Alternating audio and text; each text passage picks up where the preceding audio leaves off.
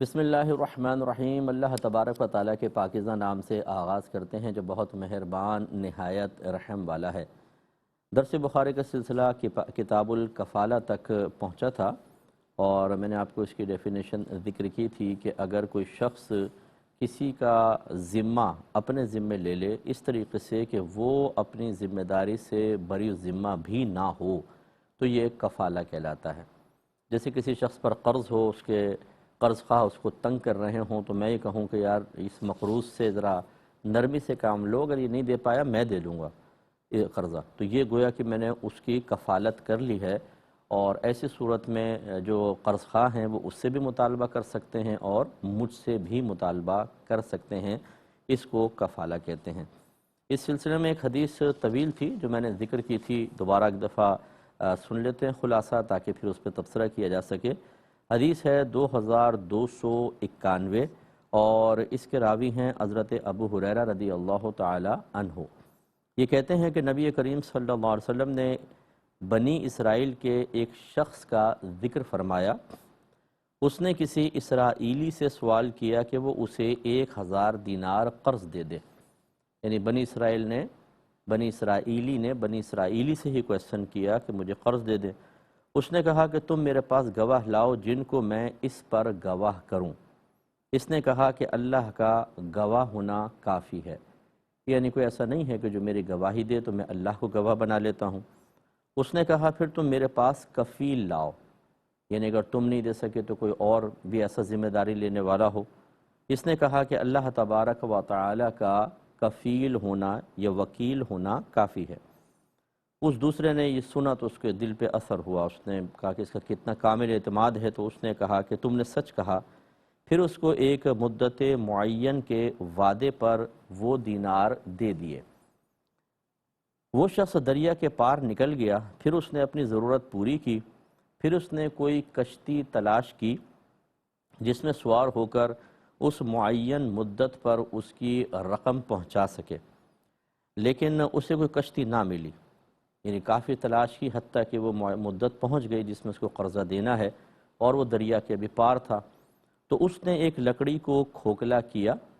اور اس کے اندر 1000 دینار رکھ دیے،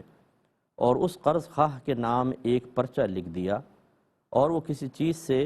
چیز سے اس کا منہ بند کر دیا، کھوکھلی لکڑی کر کے اندر رکھا، بند کر دیا۔ پھر وہ اس لکڑی کو لے کر دریا پر آیا اور یہ دعا کی کہ اے اللہ، تجھے خوب علم ہے کہ میں نے فلاں شخص سے 1000 دینار قرض لیے تھے، اس نے مجھ سے کفیل کا سوال کیا تو میں نے کہا کہ اللہ تبارک و تعالی کافی کفیل ہے، بس وہ تیری کفالت پر راضی ہو گیا، اور اس نے مجھ سے گواہ کا سوال کیا تو میں نے کہا کہ اللہ کا گواہ ہونا کافی ہے، بس وہ میری گواہی پر بھی راضی ہو گیا، اور میں نے کشتی تلاش کرنے کی پوری کوشش کی تاکہ میں اس کی طرف رقم بھیج دوں، لیکن میں اس پہ قادر نہ ہوا، اور اب میں یہ رقم والی لکڑی تیری امان میں دیتا ہوں۔ پھر اس شخص نے وہ لکڑی دریا میں ڈال دی حتیٰ کہ وہ لکڑی دریا میں داخل ہو گئی۔ پھر وہ واپس آ گیا، اور وہ اس عرصے میں کشتی تلاش کرتا رہا جس سے وہ اس کے شہر کی طرف نکلے۔ پھر جس شخص نے اس کو قرض دیا تھا وہ دریا کی طرف نکلا کہ شاید اسے کوئی کشتی نظر آئے جو اس کا مال لے کر آ رہی ہو۔ اب قرض خواہ بھی مدت معین پر بے چین تھا، تو اس کو وہ لکڑی مل گئی جس میں اس کا مال تھا۔ اس لکڑی کو اپنے گھر والوں کے لیے اٹھا کر لے آیا، اور جب اس لکڑی کو کھولا تو اس کو وہ مال مل گیا،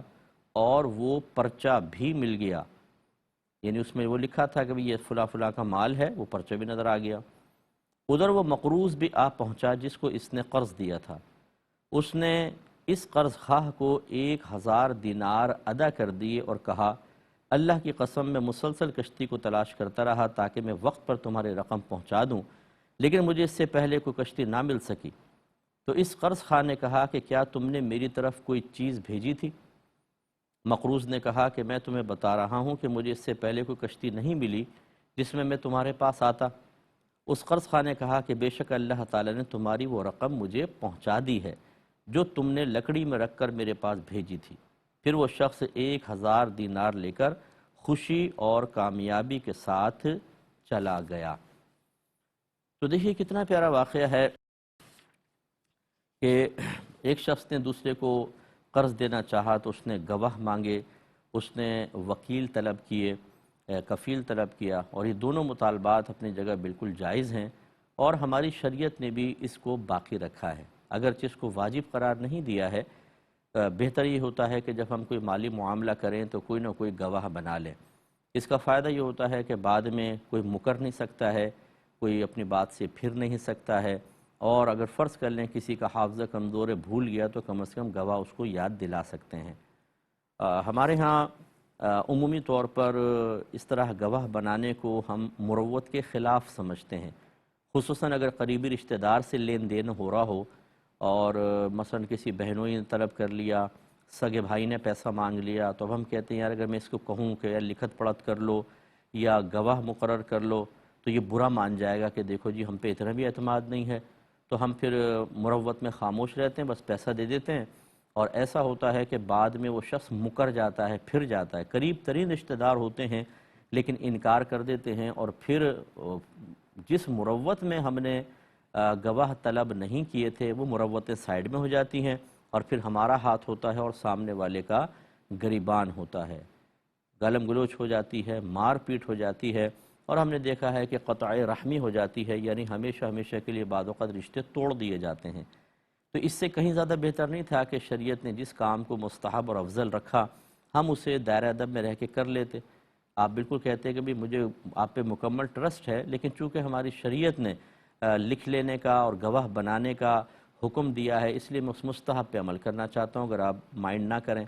سامنے والے نے قرضہ لینا ہے، سامنے والے نے کوئی انویسٹمنٹ آپ سے لینی ہے، تو اس طرح کے معاہدات ریٹن جو ہے ایگریمنٹ، اور اس پہ پھر گواہ وٹنسز ہوتے ہیں، یہ بہت اچھا رہتا ہے، اور یہ ہمارا شریعت کا ایک اصول بھی ہے، اور اس میں بعد میں مسائل پیدا نہیں ہوتے۔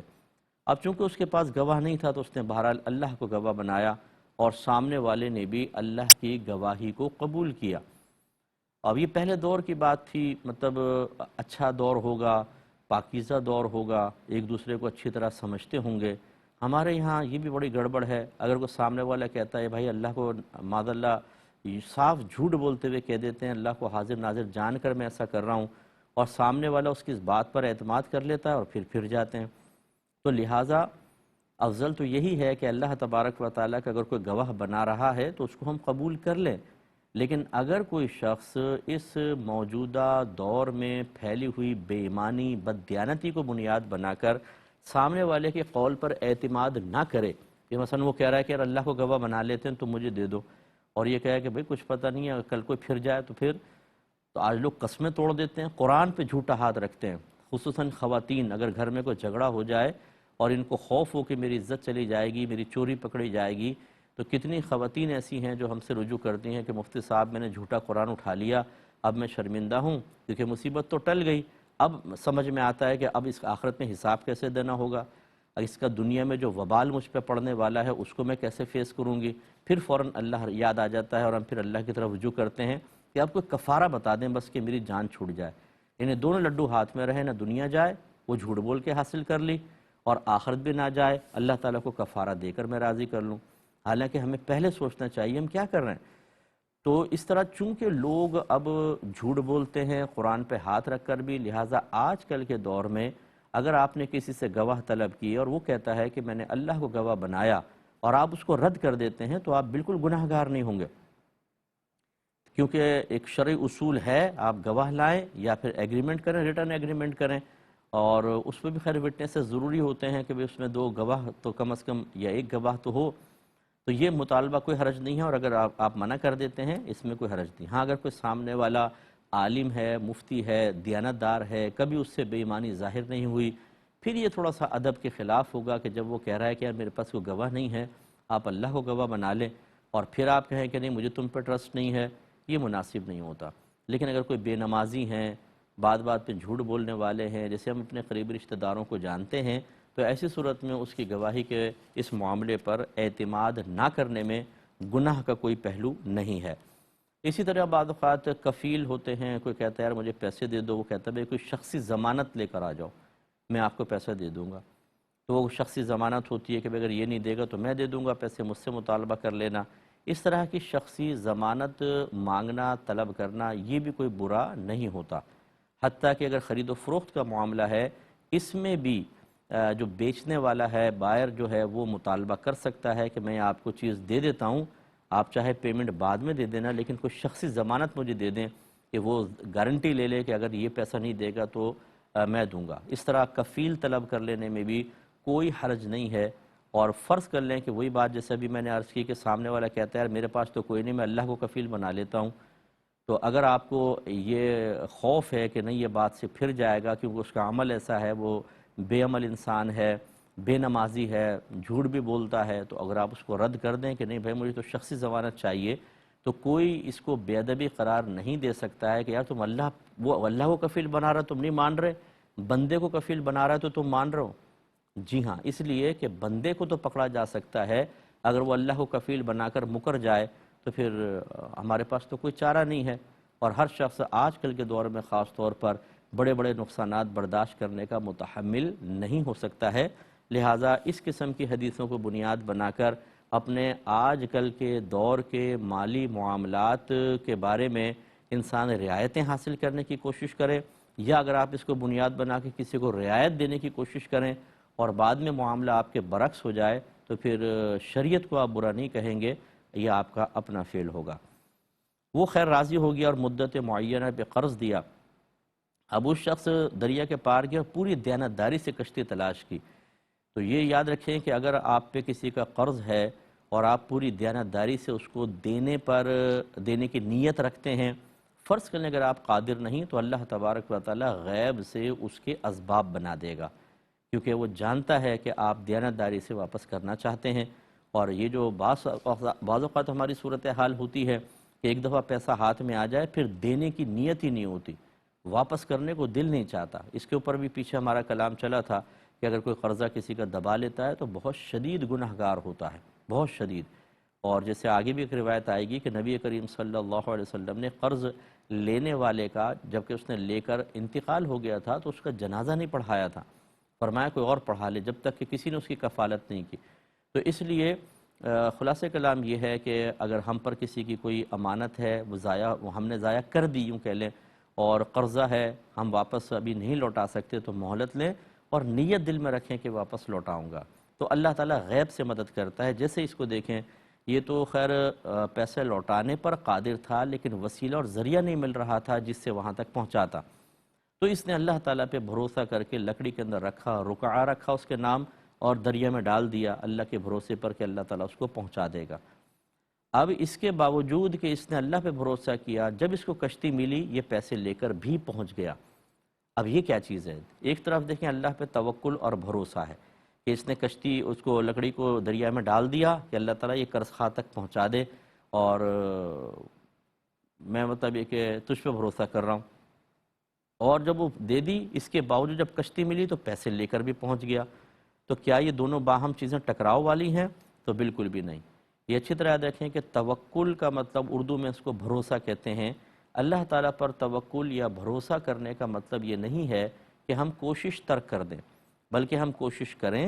اور اس کا انجام اللہ تبارک و تعالیٰ پر چھوڑ دیں، اس کا نام توکل ہوتا ہے۔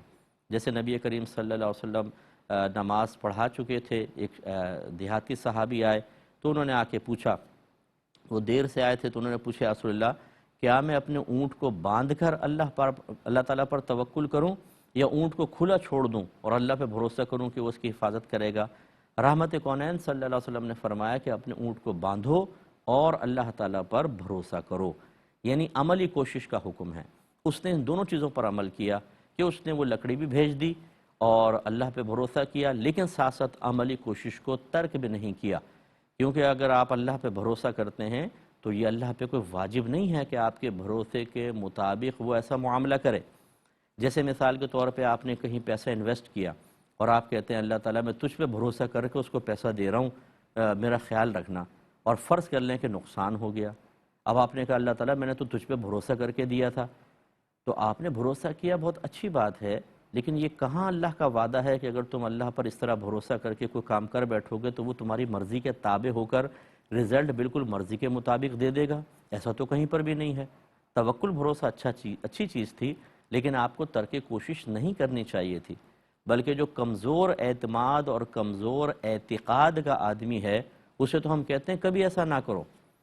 جیسے ایک شخص تھے، وہ پہاڑ پہ چلے گئے اور انہوں نے کہا کہ میں اللہ پہ بھروسہ کروں گا، کچھ خود جا کے کچھ نہیں کھاؤں گا کماؤں گا، اللہ تعالیٰ مجھے یہاں دے گا۔ ایک دن گزرے، 2 دن، 3 دن، 4 دن، 5واں دن آیا تو حالت خراب ہو گئی، حتیٰ کہ وہ مایوس ہو کے پہاڑ سے اترے۔ ایک قریب گھر نظر آیا، دروازہ بجایا تو ایک شخص نکلا، اس کو کہا مجھے روٹی دے دیں، میں بھوکا ہوں۔ تو اس نے 3 روٹیاں دے دیں۔ یہ لے کر چلے تو اس گھر کا جو گھر والا تھا اس کا کتا ان کے پیچھے چلنے لگا۔ تو انہوں نے دل میں سوچا میں بھی بھوکا ہوں، یہ بھی بیچارے بھوکا ہوگا، ایک روٹی ڈال دی، وہ کھا گیا۔ یہ آگے چلے، پھر پیچھے آیا، دوسری روٹی بھی ڈال دی، وہ بھی کھا گیا۔ پھر پیچھے آیا، تیسری روٹی بھی ڈال دی، وہ بھی کھا گیا۔ تو آپ کی زبان سے نکلا کہ تو بڑا بے حیا انسان، بے حیا جانور ہے کہ میری 3 روٹی کھا گیا۔ تو اس کو اللہ نے بولنے کی طاقت عطا فرمائی۔ اس نے کہا بے حیا میں ہوں یا آپ اپنے بارے میں غور کریں، اس لیے کہ آپ پہاڑ پر پہنچے اللہ پہ بھروسہ کر کے، لیکن جب آپ کو نہیں ملا تو یہ مکان آپ کو پتہ ہے کہ یہودی کا ہے، میرا مالک ایک یہودی ہے، تو آپ اللہ کے بھروسے کو چھوڑ کے یہودی کے پاس آ کے دست سوال دراز کیا۔ لیکن مجھے دیکھیے کہ میں اس کے دروازے پہ پڑا رہتا ہوں، یہ کھانا دے یا نہ دے میں اس کا دروازہ چھوڑ کر نہیں جاتا ہوں، آندھی طوفان ہو یہیں پڑا رہتا ہوں، تو بتائیں حیا مجھ میں زیادہ ہے یا آپ میں؟ تو وہ بہت شرمندہ ہوئے اور انہوں نے اس کے بعد کامل یقین کامل ہوا، پھر پہاڑ پر گئے اور اللہ تبارک و تعالیٰ نے غیب سے عطا فرمایا۔ تو ہمارا اعتماد اور اعتقاد ایسا ہوتا نہیں ہے کہ بڑا مضبوط ہو، وہ اسی طرح ہوتا ہے جیسے ان صاحب کا پہلے والا تھا کہ یار ہم بھروسہ تو کر لیتے ہیں پھر بھی ڈرتے رہتے ہیں، پتہ نہیں کیا ہوگا کیا ہوگا۔ پھر یہ تو کسی نے یہ نہیں کہا کہ آپ اللہ پہ بھروسہ کر کے اپنی کوششوں کو ترک کر دیں، احتیاطی تدبیریں چھوڑ دیں، آنکھیں بند کر کے کام کر لیں۔ آپ کے نبی کریم صلی اللہ علیہ وسلم نے بھی زندگی میں ایسا شاذ و نادر ہی ہمیں واقعات نظر آتے ہیں کہ جہاں سب احتیاطی تدبیریں یا سب کچھ چھوڑ کر صرف اللہ تبارک و تعالیٰ پہ بھروسہ کیا ہو، ورنہ ہر جگہ میرے آقا صلی اللہ علیہ وسلم نے تعلیم امت کے لیے کوئی نہ کوئی عمل اختیار کیا ہے، تدبیر اختیار کی ہے۔ جیسے جنگ ہے تو جنگی آلات تیار کیے ہیں، اگر میدان جنگ میں پہنچ گئے ہیں تو ایسی جگہوں کا انتخاب کیا ہے کہ جنگ کے اندر بڑی اچھے انداز سے جنگ کر سکیں۔ یہ نہیں ہے کہ ایک دم اندھا دھند چلے گئے ہوں، ایسا نہیں ہے۔ تو ہمیں بھی توجہ کرنی چاہیے۔ انشاءاللہ اس پہ مزید کلام کریں گے نیکسٹ پروگرام میں۔ وآخر دعوانا ان الحمدللہ رب العالمین۔ ناظرین، اگر آپ ایسی ہی مزید ویڈیوز دیکھنا چاہتے ہیں تو ہمارا ARYQTV کا چینل سبسکرائب کیجئے اور بیل آئیکن کا بٹن دبانا نہ بھولیے تاکہ آپ سے کوئی پسندیدہ پروگرام مس نہ ہو جائے۔